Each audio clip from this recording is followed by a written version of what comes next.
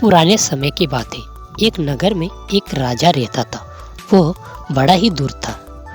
वो अपनी प्रजा से जबरन ज़्यादा कर वसूल करता था और जो कोई नगरवासी उसकी यह बात नहीं मानता उसे जबरन कारागार में बंद करवा देता था। वो राजा दिखने में भी बड़ा ही क्रूर था। उसकी एक आंख फूटी हुई थी और एक पैर से लंगड़ा था। इस कारण वो बिल्कुल भी सुंदर नहीं दिखता था। एक बार राजा ने सोचा कि अब वो बूढ़ा हो चला है और वो मरने से पहले अपनी एक तस्वीर बनाना चाहता था। इसलिए उसने नगर में घोषणा करवाई कि जो कोई चित्रकार उनकी एक सुंदर सी तस्वीर बनाएगा उससे राजा मनचाहा इनाम देगा। पर जिस किसी चित्रकार ने उसकी सुंदर तस्वीर नहीं बनाई उसे मौत की सज़ा मिलेगी।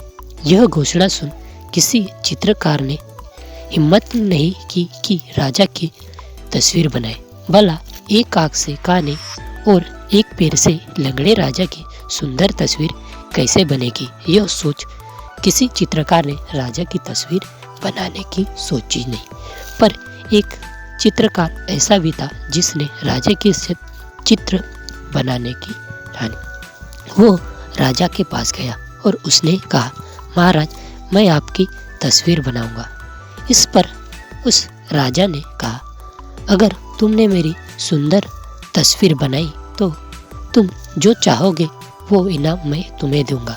पर अगर तुमने मेरी तस्वीर सुंदर नहीं बनाई तो मैं तुम्हें मौत की सज़ा दूंगा। इस पर उस चित्रकार ने राजा को हाँ में जवाब दिया और अपनी चित्र बनाने में लगा। उसने एक पहर लगाकर राजा की एक तस्वीर बनाई। तस्वीर को देखकर राजा बड़ा ही खुश हुआ और उस चित्रकार को मनचाहा इनाम दिया।